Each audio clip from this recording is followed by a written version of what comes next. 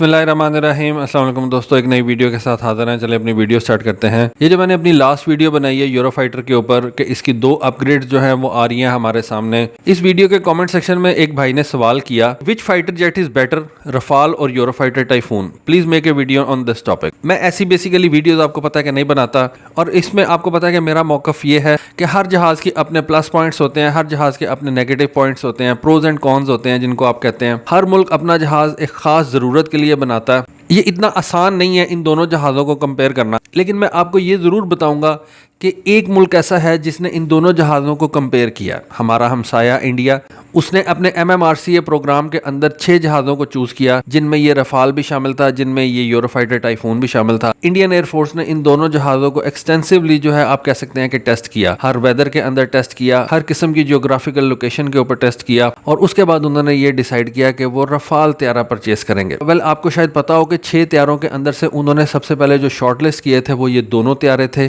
यानी कि ये यूरोफाइटर और ये रफाल। इन दोनों त्यारों को शॉर्टलिस्ट किया गया था 6 त्यारों के अंदर से, और फिर इन दोनों के अंदर से रफाल को चूज किया गया था। वेल, उसकी बहुत सी रीजंस हैं, मैं आपको आगे चल के बताता हूँ। फिर मैं इसमें आपको ये भी बताऊंगा कि मुझे दोनों में से कौन सा पसंद है, और उसकी मैं रीजन भी दूंगा। वेल, सबसे पहले तो आपको ये देखना चाहिए कि ये दोनों त्यारे जो हैं ये यूरोप के अंदर तैयार किए गए हैं। एक त्यारे को इंग्लैंड, जर्मनी, इटली और स्पेन ने मिलकर बनाया, और रफाल को सिर्फ फ्रांस ने बनाया। तो एक चीज तो सबसे पहले रफाल की फेवर में जाती है कि अगर आपने रफाल त्यारा परचेज करना है तो आपको सिर्फ एक कंट्री यानी कि फ्रांस से डील करना पड़ेगा, जबकि अगर आपको यूरोफाइटर टाइफून परचेज करना पड़े तो उस सूरत में आपको इंग्लैंड, जर्मनी, इटली और स्पेन से जो है वो डील करना पड़ेगा। इन चारों ममालिक के साथ आपके ताल्लुकात जो है ना वो अच्छे होने चाहिए, वरना कोई भी एक मुल्क जो है वो आपकी सेल रोक सकता है या कोई भी मसला मसाइल जो है वो डाल सकता है। तो सबसे पहले तो मैं ये कहूँगा कि इस मामले में रफाल जो है वो थोड़ा सा बेहतर मुझे लगता है कि आपको सिर्फ एक मुल्क के साथ डील करना है और उसके साथ आपके डिप्लोमेटिक ताल्लुकात जो है वो बेहतर हैं। दूसरी चीज़ हमें ये देखनी चाहिए कि ये जहाज़ जब तैयार किए गए थे उस वक्त अमेरिका और सोवियत यूनियन कौन से जहाज़ तैयार कर रहे थे, क्योंकि असल लड़ाई तो अमेरिका और सोवियत यूनियन की थी। यूरोपियन कंट्रीज तो क्योंकि नेटो के अंदर आती हैं, सोवियत यूनियन के साथ उनके बॉर्डर्स मिलते हैं, इस वजह से वो इस कॉन्फ्लिक्ट के अंदर जो है उनको आना पड़ता है। वेल, ये वो टाइम है, अमेरिकन के पास F-14 थे, F-15 थे, लेकिन उसी वक्त अमेरिकन जो थे वो F-22 जहाज बना रहे थे। सोवियत यूनियन 2 जहाज बना रहा था, एक Su-47 और एक MiG 1.44। इन तीनों को आप 5th जनरेशन वाले जहाज कह सकते हैं। लेकिन यूरोप जो था वो उस वक्त 4th जनरेशन वाले जहाज जो है वो तैयार कर रहा था। उसकी एक सिंपल रीजन थी कि यूरोप के पास जो टेक्नोलॉजिकल बेस थी वो तो ना अमेरिकन को मैच करती थी ना सोवियत यूनियन को मैच करती थी। इस वजह से दोनों के पास जो अवेलेबल रिसोर्सेज थे उन्होंने उसी तरह का जहाज बनाना था। अमेरिकन के पास टेक्नोलॉजी ऐसी थी कि वो F-22 को बना सकते थे, सोवियत यूनियन के पास ऐसी टेक्नोलॉजी थी कि वो MiG 1.44 को तैयार कर सकते थे, Su-47 को बना सकते थे। यूरोपियन जेट्स जो थे वो छोटे थे, उनकी रेंज थोड़ी होती थी, उनके अंदर जो इंजन इस्तेमाल किए जाते थे वो इतने बड़े नहीं होते थे, ना F-22 के इंजन जितना बड़ा होता था, ना Su-27 के इंजन जितना बड़ा होता था, ना उनके अंदर स्टेल्थ कैपेबिलिटीज होती थी। लेकिन फिर यूरोप ने ये जहाज क्यों तैयार किए? वेल, उस वक्त यूरोप जो था वो अमेरिकन इन्फ्लुएंस से बाहर आना चाहता था। अमेरिका कोई जहाज यूरोप को देता था, कोई जहाज यूरोप को नहीं देता था। अमेरिका ने सारे यूरोप को F-16 सेल किया हुआ था। फ्रांस उस वक्त मिराज 2000 यूज करता था, फ्रांस को भी एक नए जहाज की जरूरत थी। फ्रांस ने रफाल त्यारे को बनाना पसंद किया, फ्रांस जो था वो रफाल त्यारे की तरफ चला गया। बाकी सारे यूरोप के पास F-16 थे, सिंगल इंजन जहाज था, यूरोफाइटर के मुकाबले में छोटा जहाज है। तो 4 मुल्कों ने ये मिलकर डिसाइड किया कि वो एक बड़ा जहाज बनाएंगे, मीडियम वेट वाला जहाज बनाएंगे, 2 इंजन वाला जहाज बनाएंगे, और ऐसा जहाज बनाएंगे जो कि F-16 से जिसकी कैपेबिलिटीज ज्यादा हों। तो यूरोप की 4 बड़ी कंट्रीज ने ये यूरोफाइटर टाइफून तैयार किया। आज अगर आप देखें तो यूरोफाइटर टाइफून और रफाल त्यारे दुनिया के महंगे तरीन जहाज हैं। आप देख सकते हैं कि इंडिया ने ये 36 रफाल त्यारे कितने के परचेज किए, और शायद यही वजह है कि ये दोनों त्यारे इतने ज्यादा सेल भी नहीं हो सके। अभी रिसेंटली रफाल त्यारों की जो सेल है वो थोड़ी बड़ी है, लेकिन यूरोफाइटर टाइफून को अगर आप देखें तो उसका सेल फिगर तो बहुत ही कम है। लेकिन अगर आप इसके मुकाबले में अमेरिकन त्यारों को देखें, इवन F-18 जो कि अमेरिका ने अपनी नेवी के लिए तैयार किया था, वही दुनिया के बहुत से ममालिक जो है वो इस्तेमाल करते हैं। F-16 तकरीबन 4-5 हज़ार के नंबर में जो है वो दुनिया में इस वक्त इस्तेमाल हो रहा है। कई मुल्कों ने उनको जो है वो रिटायर भी कर दिया हुआ है। तो उसकी सबसे बड़ी रीज़न ये कि यूरोपियन जहाज़ जो है वो इतने ज़्यादा बड़े नंबर में तैयार नहीं होते। इस वजह से जब यूरोपियन कंट्रीज इनको सेल करने जाती हैं तो इनका प्राइस टैग जो है वो बहुत ज़्यादा होता है, तो कस्टमर इनके प्राइस टैग को सुन के ही जो है वो पीछे हट जाता है। अमेरिका जो है वो जहाज़ ज़्यादा तैयार करता है, ज़्यादा जहाज़ तैयार करने की वजह से उसकी कॉस्ट जो है वो बहुत कम हो जाती है।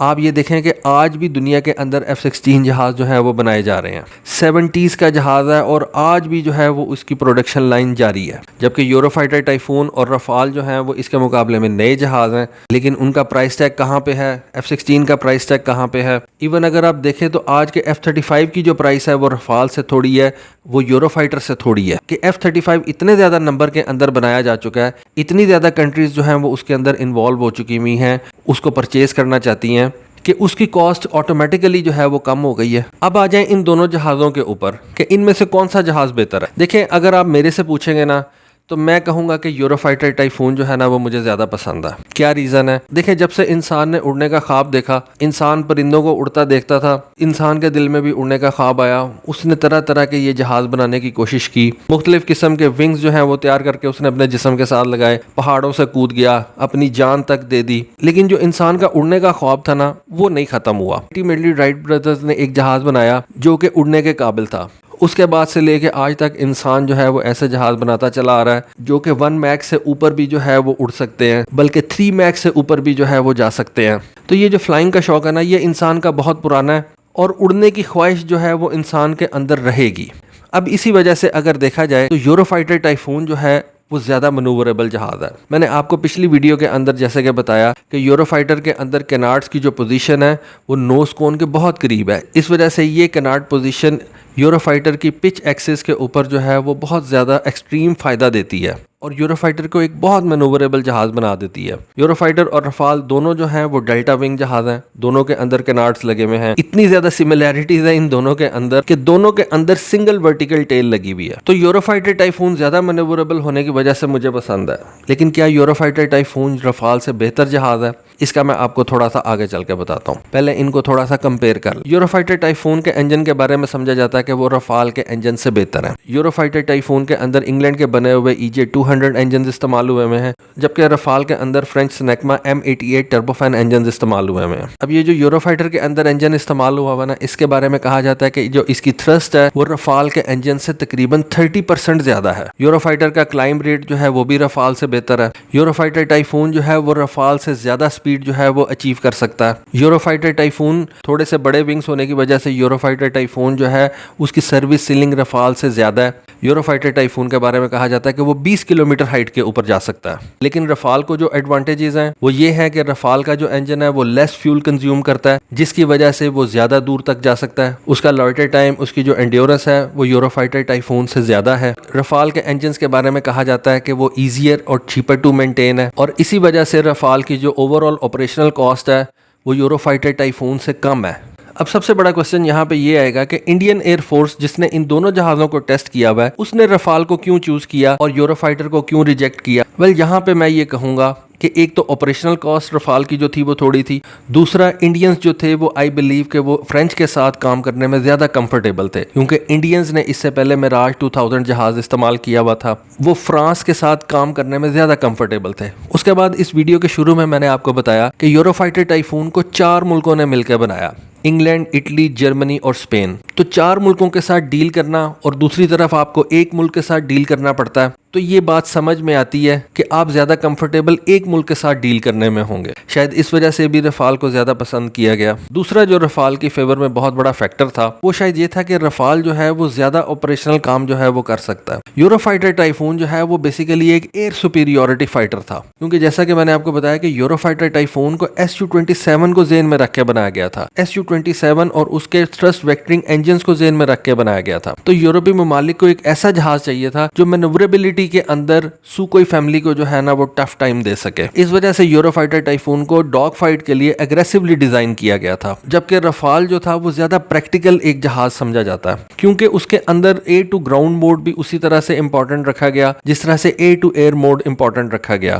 जबकि यूरोफाइटर टाइफून जो है वो बेसिकली ज्यादातर एयर टू एयर मोड के लिए जो है ना उसको डिजाइन किया गया था। आप इनके वेपन्स की तरफ भी देख लें कि इन दोनों जहाज़ों के साथ कितने वेपन्स जो है इस वक्त तक इंटीग्रेट किए जा चुके हैं। रफाल के साथ जो है वो आई बिलीव ज्यादा वेपन्स जो है वो इंटीग्रेट किए गए हैं, जिनके अंदर एयर टू एयर से लेके एयर टू ग्राउंड तक, मैरीटाइम ऑपरेशंस के लिए भी जो है वो मुख्तलिफ वेपन्स इसके साथ इंटीग्रेट किए गए हैं। यूरोफाइटर टाइफून के साथ भी अब इंटीग्रेशन जो है वेपन्स की वो तेज कर दी गई है, लेकिन उस तरह से यूरोफाइटर टाइफून के साथ वेपन्स जो है वो इंटीग्रेट नहीं किए गए जिस तरह से रफाल के साथ किए जा चुके हैं। ये एक बहुत बड़ा फैक्टर होता है। जब भी कोई मुल्क जो है ना वो जहाज परचेज करता है तो उसने सिर्फ जहाज परचेज नहीं करना होता, उसने देखना होता है कि इस जहाज के साथ वेपन्स मुझे कौन कौन से मिलेंगे आने वाले दिनों में। जिस तरह चीजें एडवांस होती जाएंगी, थ्रेट जो है वो बढ़ती जाएगी, नए से नए वेपन्स आते जाएंगे मार्केट में, तो क्या ये जहाज जो है वो उन वेपन्स को इंटीग्रेट भी कर सकता है? आई बिलीव रफाल के साथ आज भी यूरोफाइटर टाइफून से ज्यादा वेपन्स जो है वो इंटीग्रेट हुए हैं, और शायद इसी वजह से इंडियन एयरफोर्स ने रफाल तैयारे को यूरोफाइटर टाइफून पे प्रेफरेंस दी। फिर रफाल का जो इलेक्ट्रॉनिक वॉरफेयर स्वीट है उसके बारे में समझा जाता है कि यूरोफाइटर टाइफून जो है वो उसको मैच नहीं करता। रफाल के अंदर स्पेक्ट्रा इलेक्ट्रॉनिक वॉरफेयर सूट जो है वो लगा हुआ है। अमेरिकन ने अब एक EPOS सिस्टम बनाया F-15EX के लिए, वो समझा जाता है कि वो बहुत जबरदस्त इलेक्ट्रॉनिक वॉरफेयर सूट है। F-35 के अंदर जो इलेक्ट्रॉनिक वॉरफेयर सूट जो है वो लगाया गया उसके बारे में समझा जाता है कि वो दुनिया में बहुत ज्यादा जबरदस्त है। डेफिनेटली F-35 के अंदर लगा हुआ है, तो F-35 तो वैसे ही जो है वो एक और क्लास का प्लेयर है। लेकिन अब अमेरिकन ने ये जो F-15EX के अंदर EPOS सिस्टम लगाया ना, इसके बारे में कहा जाता है कि ये बहुत जबरदस्त सिस्टम है, जबकि इस तरह की कोई बात हम यूरोफाइटर टाइफून के बारे में नहीं सुनते। तो ये जो होता है ना एक जहाज को दूसरे जहाज से कंपेयर करना, ये बड़ा डिफिकल्ट काम है, और बेसिकली देखा यह जाता है कि आपने किस मकसद के लिए इस जहाज को तैयार किया था। मैं फिर कहूंगा कि यूरोफाइटर टाइफून मैनेवरेबिलिटी के हिसाब से दुनिया का बेस्ट जहाज है, लेकिन रफाल को तैयार करने में जो अप्रोच थी ना फ्रांस की, वो थोड़ी ज्यादा प्रैक्टिकल थी और वो इतनी ज्यादा अग्रेसिव अप्रोच नहीं थी, जबकि यूरोफाइटर टाइफून को बहुत अग्रेसिव अप्रोच के साथ जो है वो तैयार किया गया था। तो ये जो जहाज़ों को एक दूसरे के साथ कंपेयर करना होता ना, ये बड़ा मुश्किल काम होता है और इसका कोई नतीजा निकलता भी नहीं। अगर आप इम्पार्शल होकर कोई फैसला करना चाहें ना, तो आप इसका फैसला नहीं कर सकते, क्योंकि हर जहाज जो है वो दूसरे जहाज से मुख्तलिफ है, उसके कुछ प्रोज होंगे, उसके कुछ कॉन्स होंगे। तो इन जहाज़ों को एक दूसरे के साथ मैच करना जो है ना वो इतना आसान भी नहीं है और इसका कोई रिजल्ट भी नहीं निकलता। लेकिन दोस्तों ये थी एक मेरी कोशिश इन दोनों जहाज़ों को कंपेयर करने की, इन दोनों यूरोपियन जहाज़ों को कंपेयर करने की, इन जहाज़ों को किन मकसद के लिए बनाया गया, इन जहाज़ों का कंपटीशन अमेरिकन जहाज़ों से कैसा था, इन जहाज़ों का कंपटीशन सोवियत यूनियन के जहाज़ों से कैसा था। तो होपफुली आपको आज की वीडियो, आज की इन्फॉर्मेशन जो है वो पसंद आई होगी। कमेंट सेक्शन में अपनी राय से ज़रूर आगाह कीजिएगा। आज के लिए बस इतना ही। Thank you. अल्लाह हाफिज़।